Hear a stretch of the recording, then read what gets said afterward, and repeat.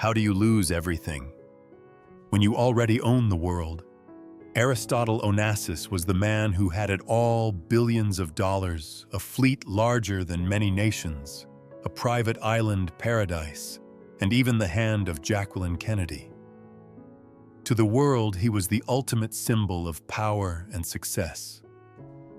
But behind the glamour lived a man haunted by loss, driven by fear, and ultimately destroyed by a tragedy no fortune could prevent. The fire that shaped a billionaire. To understand how Aristotle Onassis became the man who seemed determined to own the world, we have to go back to the moment when his world first disappeared. September 1922. The sky above Smyrna glowed orange as flames swallowed an entire city. From a crowded ship in the harbor, a 16-year-old boy watched helplessly as the place he called home vanished behind walls of smoke and fire. This wasn't just another city falling in war. It was the end of a life. Born into a prosperous Greek family, Aristotle had grown up surrounded by comfort, opportunity, and ambition.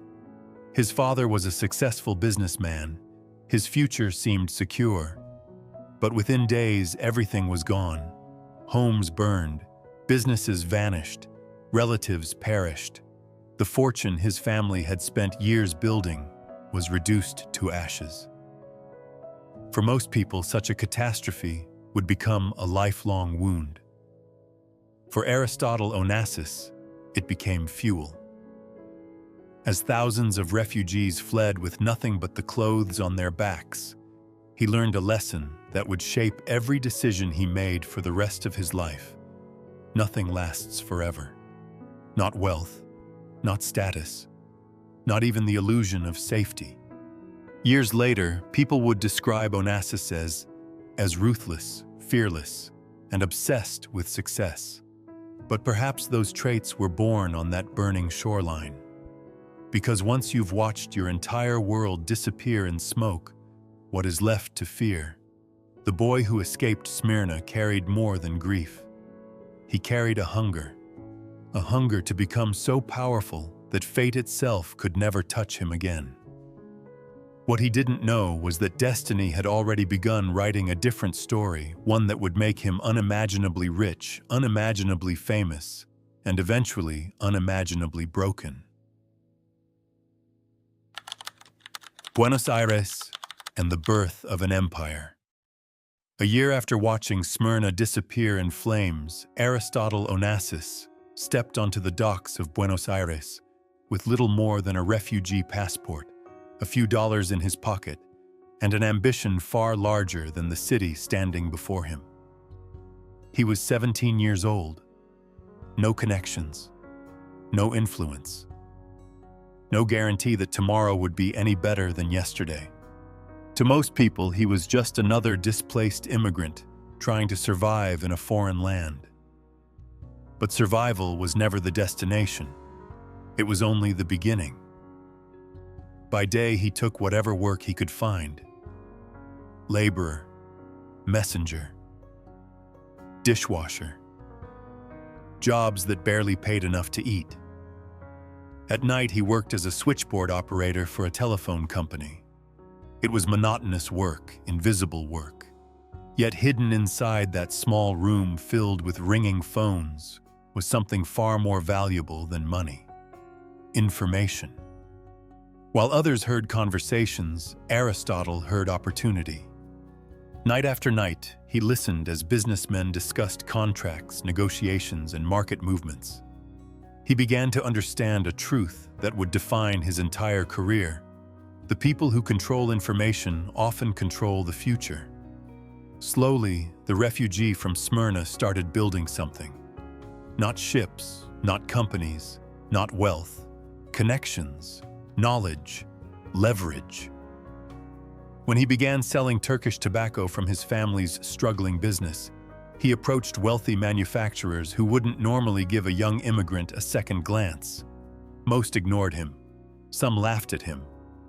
But Aristotle possessed a quality that would make him dangerous for the rest of his life. He refused to accept no as a final answer. Every rejection became motivation. Every closed door became a challenge. And before long, the boy who had arrived with almost nothing was making more money than men twice his age. The ashes of Smyrna were beginning to transform into something else entirely. An obsession, an empire. And Aristotle Onassis was only getting started. The gamble that changed everything. By the late 1920s, Aristotle Onassis had already achieved what many immigrants spent a lifetime chasing: money, respect, influence. But success had a strange effect on him. The more he gained, the less satisfied he became. While other businessmen celebrated reaching the top, Aristotle was studying the people above them. He watched the tobacco industry closely and noticed something most never stopped to consider. The men selling tobacco were making fortunes, but the men transporting it were becoming legends. That realization changed everything. Then came 1932. The world was trapped in the grip of the Great Depression. Banks were collapsing. Businesses were failing. Entire industries were bleeding money. Shipping companies around the globe were desperately selling vessels just to stay alive. To most investors, it looked like a disaster. To Aristotle Onassis, it looked like an invitation. While fear dominated the market, he did something that seemed almost reckless. He began buying ships, not one, not two, an entire fleet. Friends thought he had lost his mind. Why invest in shipping when global trade was collapsing? Why pour money into an industry everyone else was abandoning? Because Aristotle had learned a lesson years earlier while watching Smyrna burn. Panic creates opportunities. When people are afraid, assets become cheap. When the storm passes, those willing to endure the darkness often emerge stronger than everyone else. It was a dangerous gamble. Had the economy remained broken, everything he had built could have disappeared overnight. But Onassis wasn't betting on the present. He was betting on the future. And once again, he was right. As the global economy slowly recovered, the value of his fleet surged. The refugee who arrived in Argentina with almost nothing was no longer simply a businessman. He was becoming something far bigger. A man building an empire powerful enough to challenge governments, reshape industries, and eventually place his name among the most famous figures on Earth. But fortune has a way of demanding a price, and the higher Aristotle Onassis climbed, the more devastating that price would become. The man who seemed untouchable. As the years passed, Aristotle Onassis was no longer chasing success. Success was chasing him.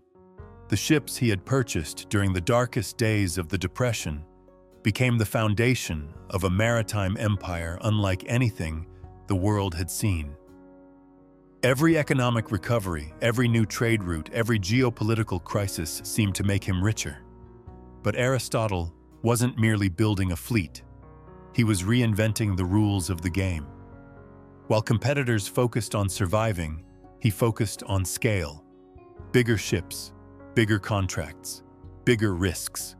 He understood that in business, fortune rarely belongs to the cautious. It belongs to those willing to see tomorrow before everyone else does. Then came the oil boom. As the world's appetite for energy exploded, Onassis made another audacious bet. He invested heavily in giant oil tankers capable of transporting unimaginable quantities of crude oil across oceans. Critics called the ships excessive. Years later, they called them visionary. By the 1950s, Aristotle Onassis had become one of the wealthiest men alive. His fleet stretched across the globe. Governments negotiated with him. Bankers admired him. Competitors feared him.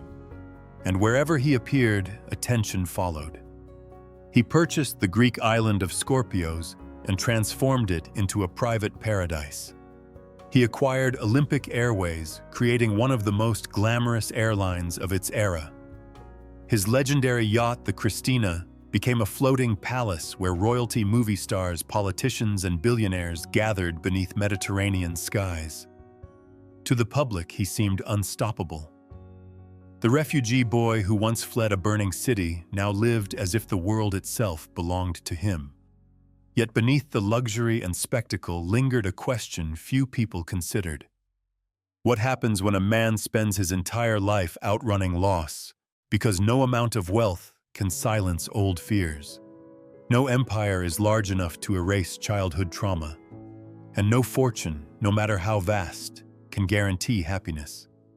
As Aristotle conquered oceans and accumulated power beyond imagination, another part of his life was beginning to take shape. Not in boardrooms, not on ships, but within his own family. And it would eventually bring him both his greatest joy and the heartbreak from which he would never recover. The King of the Seas. By the mid-1950s, Aristotle Onassis was no longer merely a businessman.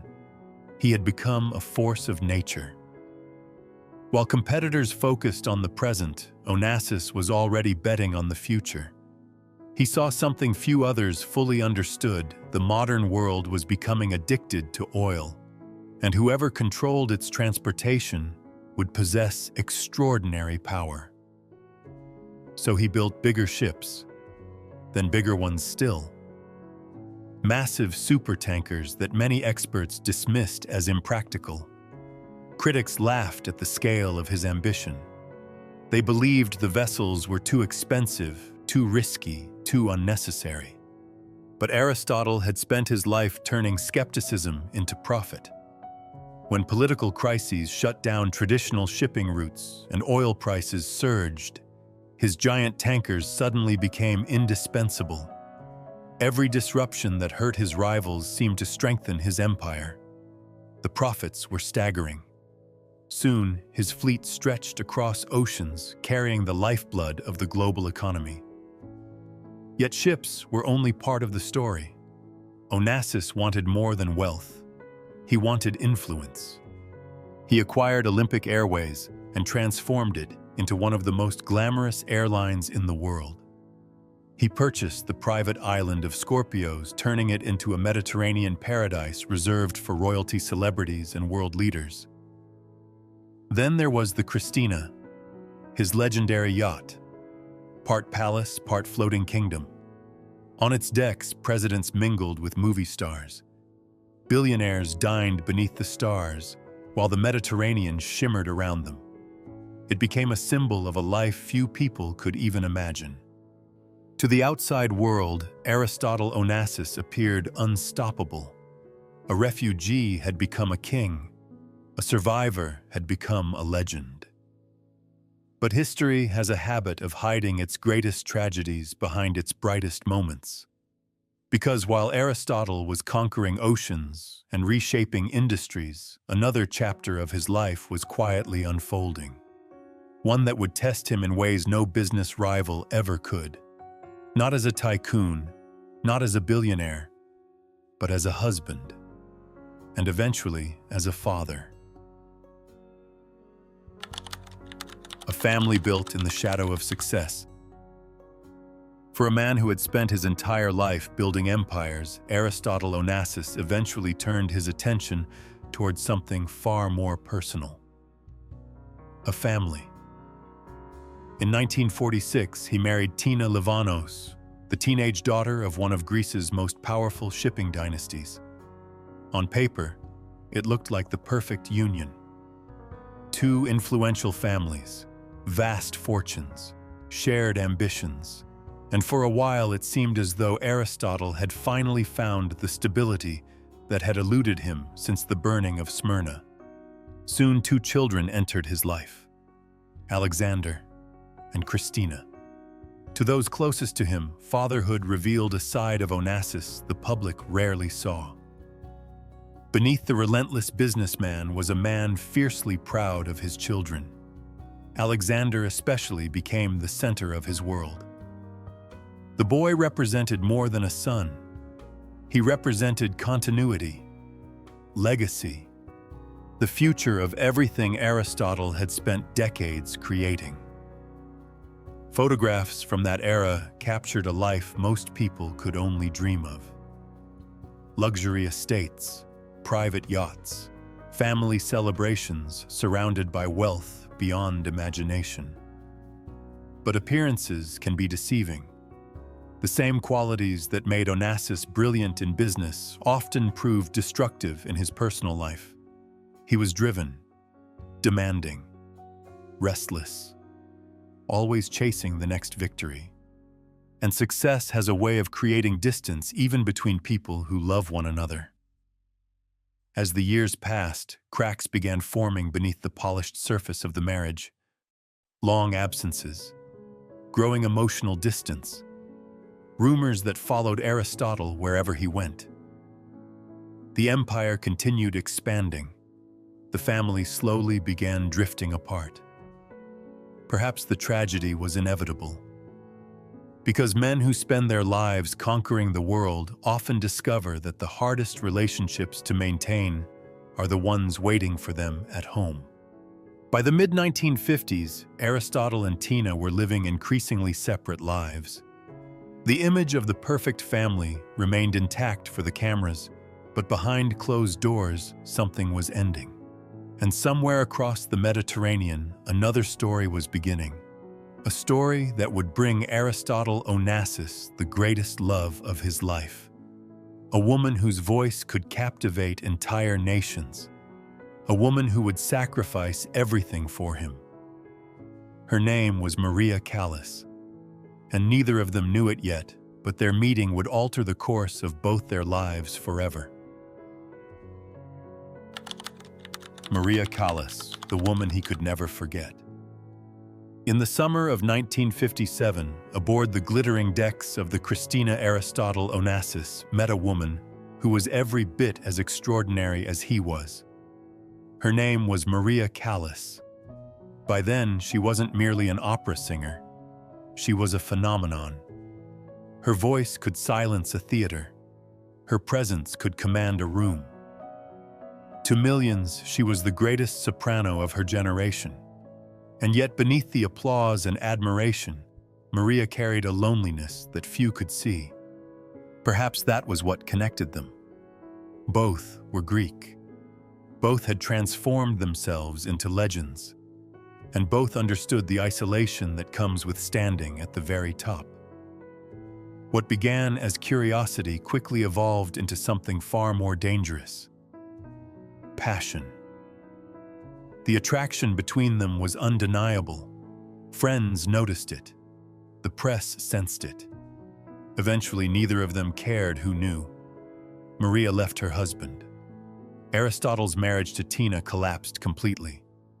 And soon, they were living inside one of the most talked-about love affairs of the 20th century. But this was never a simple romance. Maria wanted something Aristotle had spent his entire life avoiding. Commitment. She dreamed of marriage, children, and a future built together. For the first time, the world's most powerful shipping magnate wasn't being admired for his wealth or status. He was being loved, truly loved. Yet Aristotle remained restless. The same man who could commit billions of dollars to risky business ventures struggled to commit himself fully to the woman who adored him. And as the years passed, Maria began sacrificing more and more of herself for a future that never seemed to arrive. She gave him her time, her devotion, even pieces of her career. Without realizing it, the greatest love story of Aristotle Onassis's life was slowly becoming the greatest heartbreak of Maria Callas's life. And the worst betrayal was still waiting on the horizon. As the years passed, Maria Callas gave Aristotle Onassis something no one else ever truly had: complete devotion. She wasn't drawn to his money. She already possessed fame beyond imagination. Audiences worshipped her. critics called her a once-in-a-generation talent. What Maria wanted was something far simpler: a life with the man she loved. But love in Aristotle's world was rarely simple. While Maria dreamed of marriage, children, and permanence, Aristotle remained frustratingly elusive. He welcomed her affection, relied on her loyalty, and filled her life with promises that always seemed just out of reach. Gradually, the sacrifices began to grow. Her performances became fewer. Her career lost momentum. The voice that had captivated the world was no longer the center of her existence. Aristotle was. To many observers, it seemed as though Maria was surrendering pieces of herself in exchange for a future that never arrived. Yet she stayed. Because sometimes the most painful relationships are not the ones built on hatred. They are the ones built on hope. And while Maria continued believing that one day Aristotle would finally choose her destiny, was quietly moving another woman into the story. A woman whose name carried a different kind of power. A woman who would force Aristotle Onassis to make a choice that would haunt all three of them forever. Her name was Jacqueline Kennedy. The woman who changed everything. For nearly a decade, Maria Callas waited. She waited for promises to become reality, for love to become marriage, for Aristotle Onassis to finally choose her. But while Maria was imagining a future together, Aristotle was already looking elsewhere. In the early 1960s, a new figure entered his orbit: Jacqueline Kennedy, the widow of President John F. Kennedy, the most famous woman in America, perhaps the most famous woman in the world. At first, few people took the rumors seriously. After all, Aristotle already had Maria. Their relationship had survived scandals, public scrutiny, and years of emotional turbulence. But Aristotle had always been fascinated by symbols of power. And Jackie Kennedy was more than a woman. She was an icon, a living piece of American royalty. As he spent more time around Jackie, Maria began noticing the shift, the attention, the gifts, the subtle changes in his behavior. Deep down, she understood something was happening. What she didn't realize was how far it would go. Then came October 1968. The world woke up to shocking headlines. Aristotle Onassis had married Jacqueline Kennedy, not Maria Callas, not the woman who had sacrificed years of her life waiting for him. Jackie. For Maria, the betrayal was devastating. For Aristotle, it was one of the most controversial decisions of his life. Many believed the marriage was built on status rather than love. Jackie gained security and privacy. Aristotle gained a connection to one of the most powerful names in modern history. On paper, it looked like the ultimate union. In reality, it marked the beginning of the end.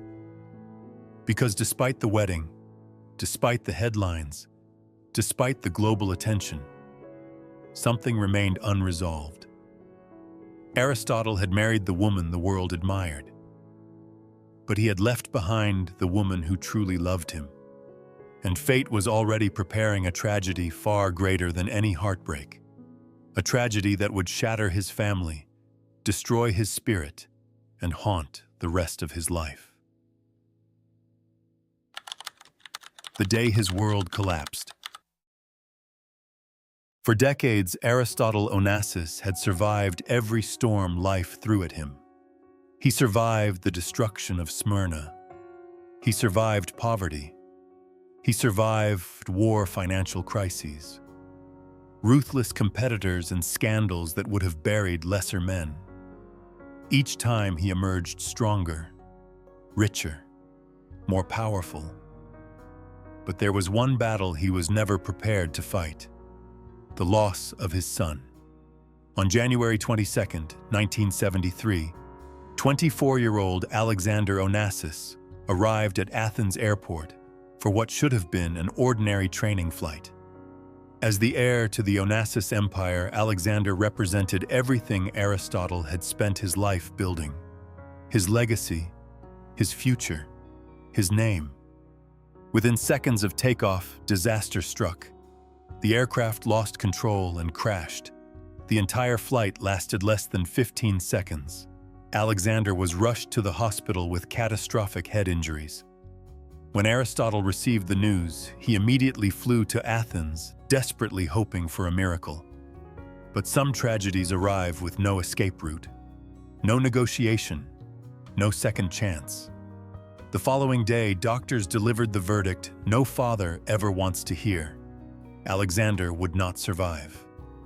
When his son died, something inside Aristotle Onassis died with him. Friends noticed the change almost immediately.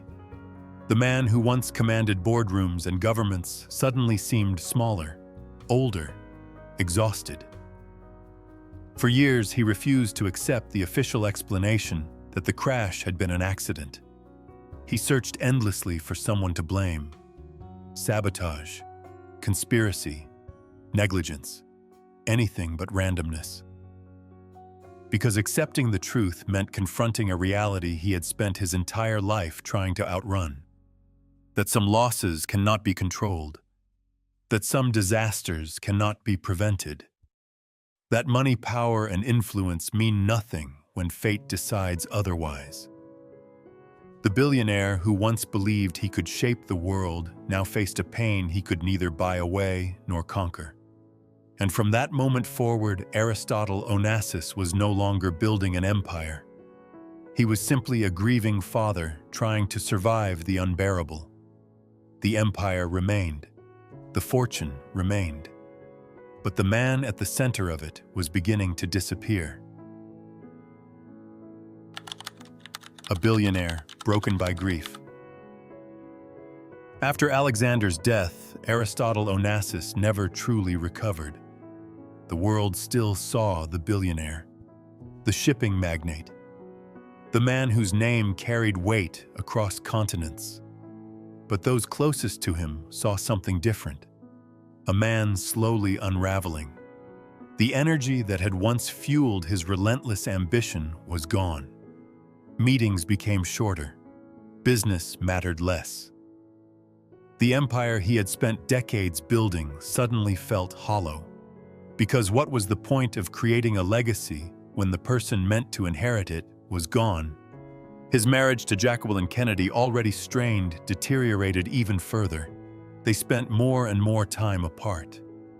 The glamour that had once captivated the world now felt like an illusion neither of them could maintain. In private, Aristotle became increasingly withdrawn. Some friends recalled a man haunted by loss, searching desperately for meaning in something that made no sense. Others remembered his growing belief that tragedy had followed Jackie into his life, a superstition born from grief rather than reason. And then, almost inevitably, his thoughts drifted back to Maria Callas, the woman he had left behind. The loneliest fall of all. On March 15, 1975, Aristotle Onassis died in a hospital near Paris. He was 69 years old. The announcement made headlines around the world. Newspapers remembered the billionaire shipping tycoon, the owner of a vast maritime empire, the husband of Jacqueline Kennedy, the self-made magnate who had risen from refugee to global icon. But those headlines missed something important. They described the legend, not the man. Because by the time death finally came, Aristotle Onassis had already lost the battle that mattered most. Years earlier, standing on the shores of a burning Smyrna, he had learned that everything could be taken away in an instant. For the rest of his life, he fought against that fear. He accumulated ships, wealth, influence, and power on a scale few people could imagine. He spent decades trying to build a fortress against loss. Yet in the end, loss found him anyway. Alexander was gone. His marriage to Jackie had become little more than a formality. Maria Callas, the woman who had loved him most deeply, remained a painful reminder of choices he could never undo. And the empire that once defined him no longer brought comfort. After his death, his fortune passed largely to his daughter Christina and to the foundation established in Alexander's memory. The ships continued sailing. The businesses continued operating. The machinery of wealth moved forward indifferent to the absence of the man who had created it. But empires are strange things. They can survive their founders. They cannot replace them. Perhaps that is why the story of Aristotle Onassis still resonates today. Not because he became one of the richest men in the world, but because his life exposed a truth that wealth often tries to hide. There is no fortune large enough to purchase more time. No empire powerful enough to protect the people we love forever. And no success great enough to heal every regret. In the end, Aristotle Onassis conquered oceans, industries, and international society. But like every human being who has ever lived, he was ultimately defeated by the one force no amount of money can control: the fragile, heartbreaking reality of being human. And that perhaps was the price of everything he achieved.